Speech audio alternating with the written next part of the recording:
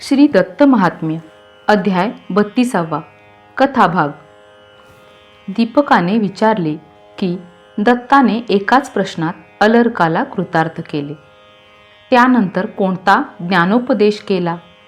गुरूंनी उत्तर दिले की अलर्कानेच दत्ताला विचारले की आपण आता जे ज्ञान दिले ते कायम राहील असा मार्ग सांगावा। दत्त म्हणाला की तुझा प्रश्न उत्तम आहे। मुक्तीला पहिले कारण तत्वाचे ज्ञान, दुसरे मनाचे शमन आणि तिसरे वासनांचा क्षय असे तू जाण। आपल्या वाट्याला आलेली कर्मे कर्तृत्वाचा अभिमान न धरता जर केली तर चित्तशुद्धी होते, मग श्रवणाची आवड निर्माण होते, मग सद्गुरूला शरण जाऊन संन्यास घ्यावा। गुरुसेवा करून मनन केल्याने वासनाक्षय होतो, त्याने वैराग्य अंगी बाणते व साधक निस्संग होतो। अहंकार सोडला की अपरोक्ष ज्ञान होते व अज्ञान नाश पावते। विवेक जागृत झाला की अहंकार नष्ट होतो। तेव्हा ज्ञाना वाचून मोक्ष नाही व मन नष्ट झाल्याशिवाय ज्ञानाची प्राप्ती नाही। मन नष्ट होण्यासाठी योगाभ्यास हा एकच मार्ग आहे। अलर्काने विचारले की हे मन फार चंचल असल्यामुळे ते कसे काय जमेल? दत्ताने उत्तर दिले की वैराग्य किंवा योगाभ्यास याने। दत्ताने पुढे अष्टांग योगाच्या खुणा सांगितल्या, त्या अशा: आधी यम व नियम यांचे पालन करून शरीराची शुद्धी करावी, त्यानंतर आसन सिद्धीने स्थैर्य मिळवावे, प्राणायाम करून शरीरातल्या नाड्यांचे दोष घालवावेत, इंद्रिये आवरून धरून मग धारणा केली की पापांचा नाश होतो, ध्यानामुळे मन निश्चल होते व नंतर पुढे समाधी लागली की परमात्म्याशी ऐक्य होते। जसे अग्नीच्या स्पर्शाने सोने शुद्ध होते, तसेच योगाभ्यासाने मनाचे दोष जळून मूळ स्थिती प्राप्त होते, असे वेदांचे मत आहे।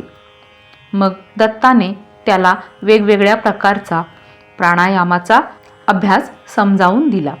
त्या अभ्यासाने मिळणाऱ्या ध्वस्ती, प्राप्ती, संवित्ती व प्रसाद अशा अवस्थांची लक्षणे समजावून दिली। अशा अभ्यासाने ईश्वराचे सानिध्य प्राप्त होते। नंतर प्रत्यक्ष आसनावर बसून प्राणायाम करून केवल कुंभक कसा साधावा ते सांगून प्रत्याहार साधण्याची युक्ती सांगितली। मग धारणेचा अभ्यास कसा करावा ती रीत वर्णन केली। पुढे ध्यान करण्याची पद्धती सांगून शेवटी समाधीची लक्षणे विशद केली। तो म्हणाला की मोक्षासाठी योगाभ्यासापेक्षा आणखी कोणतेही सोपे साधन नाही।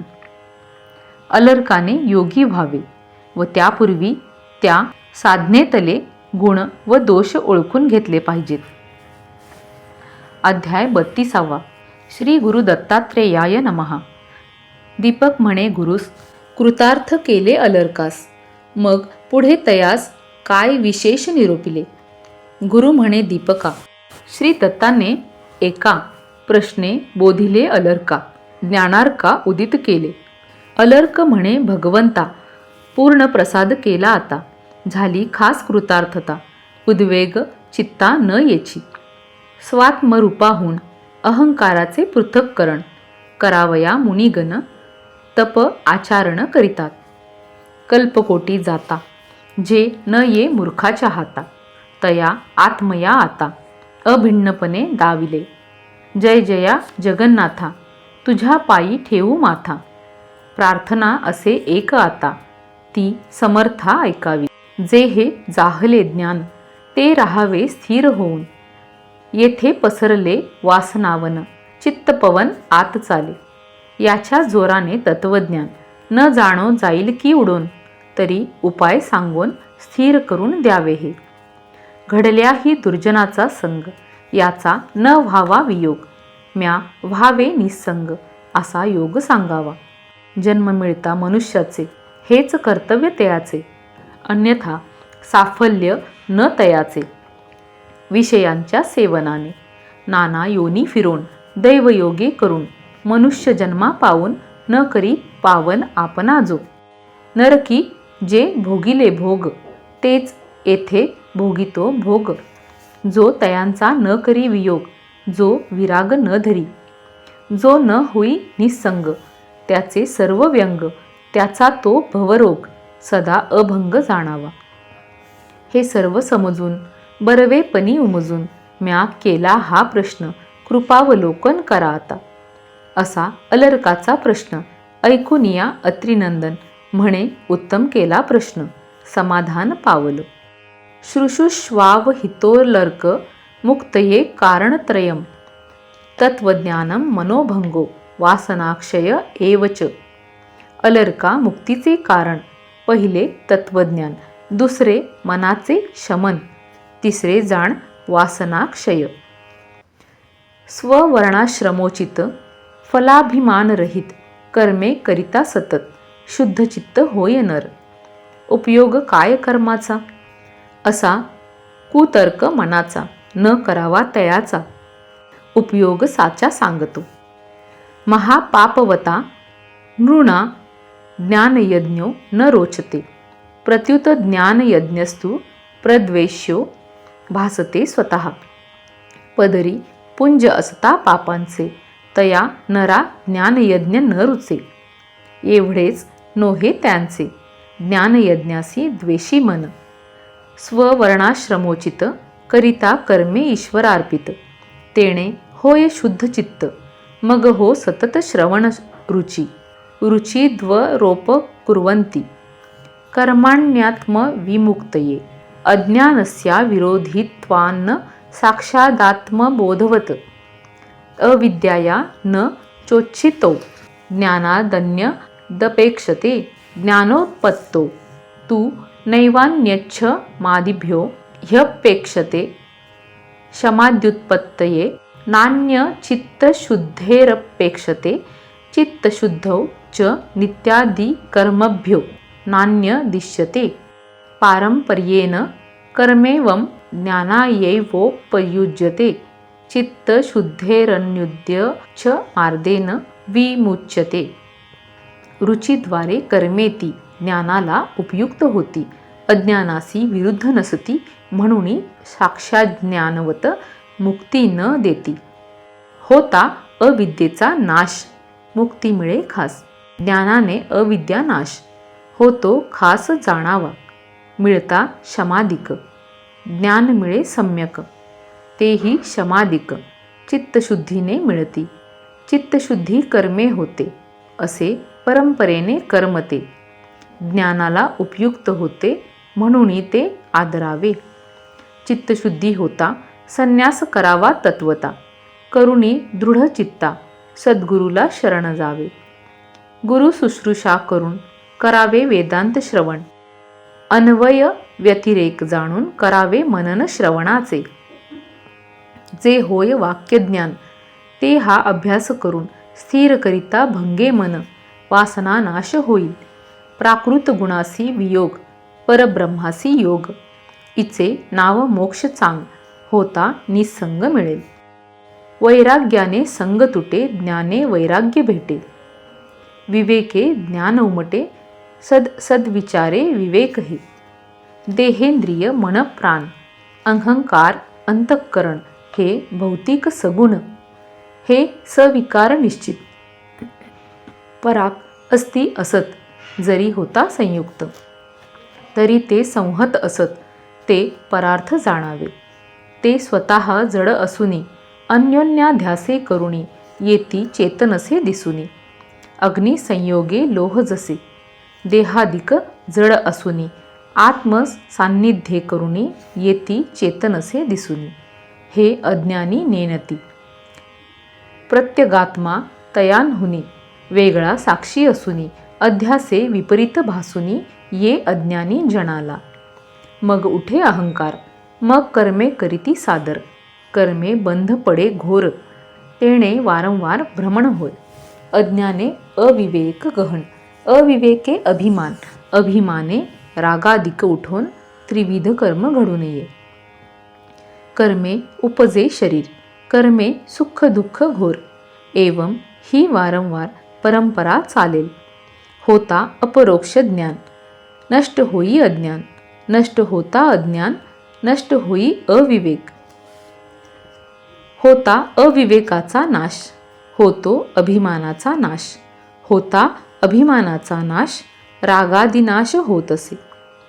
कर्मनाशे शरीर न होई, मग सुख दुःख जाई, असा बोध जेव्हा होई, मग येई मोक्ष सुख. तेव्हा ज्ञाना वाचून नोहे कधी समाधान. मनोनाश होता जाण, ज्ञान पूर्ण बाणेते. मनोनाशाकरिता योगाभ्यास करावा तत्वता, मग वासनाभंग होता विदेह कैवल्य मिळेल. म्हणून सांगतो योगाभ्यास, सांगोपांग तू परीस. एकाग्र करोणी चित्तास मग खास निवशील.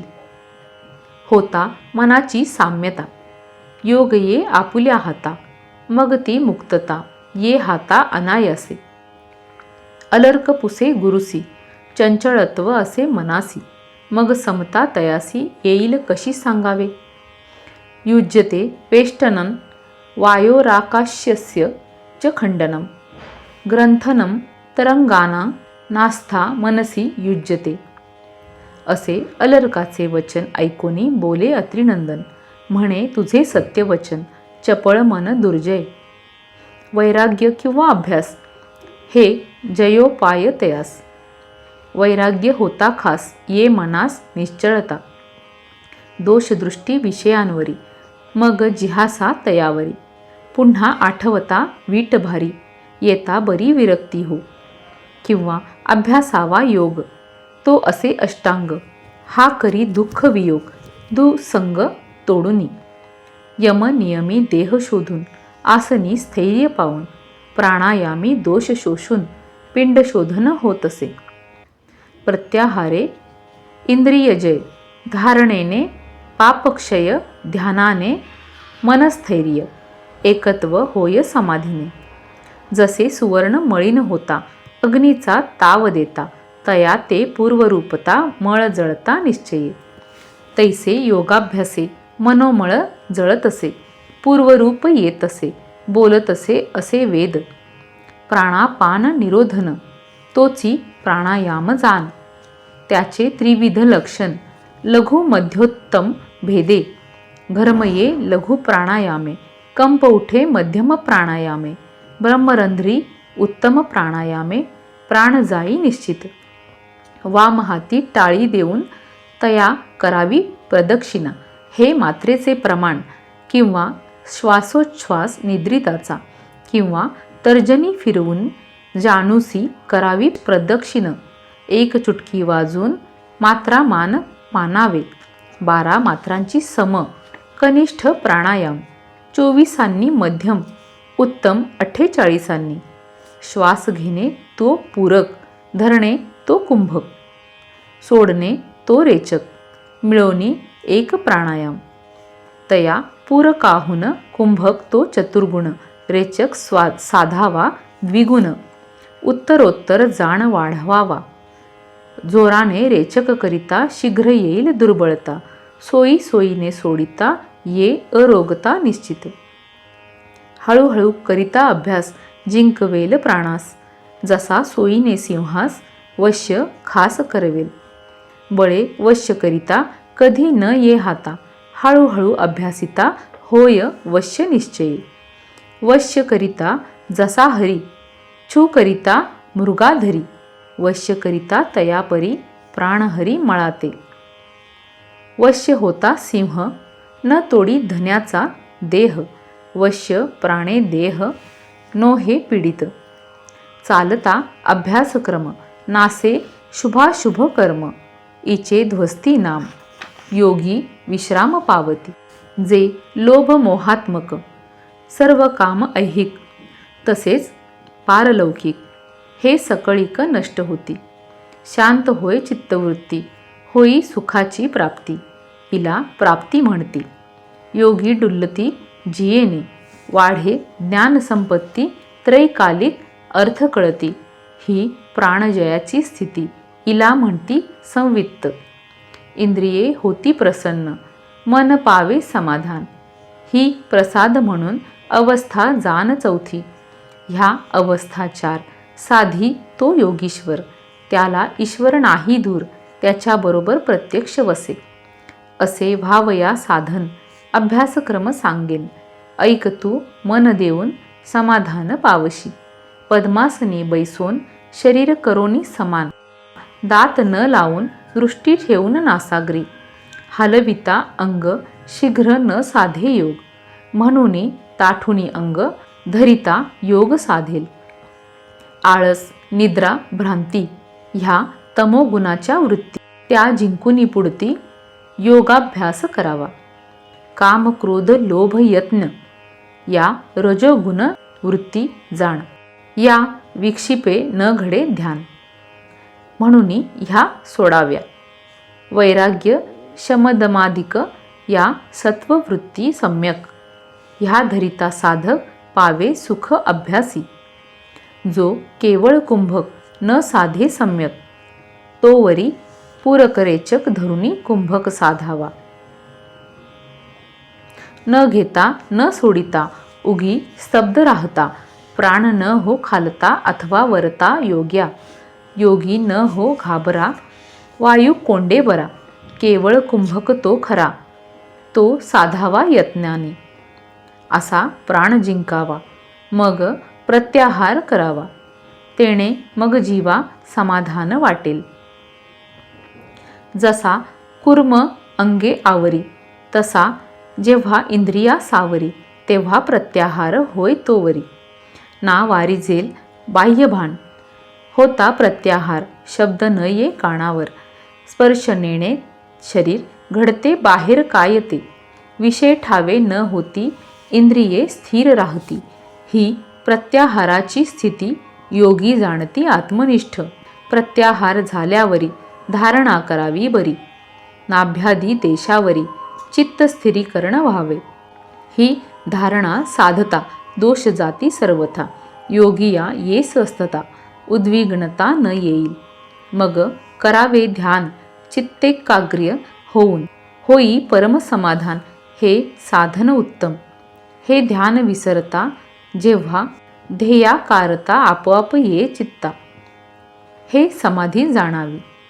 न हाले न चाले मन, ध्येयाकार होऊन निश्चल राहे अनुदिन. हे जाण समाधी. आपण आपणा पाहून राहे संतोषून, हालावया तेथून न होय भान सर्वथा. हेची निरुपाधिक जाणावे नित्य सुख. याहुनी नसे अधिक त्रिभुवनी सुख सर्वथा. ह्या सुखाचे लक्षण वर्णून सांगेल कोण. हे आपुले आपण जाणावे पूर्णपणाने. हा सर्व रसांचा रस.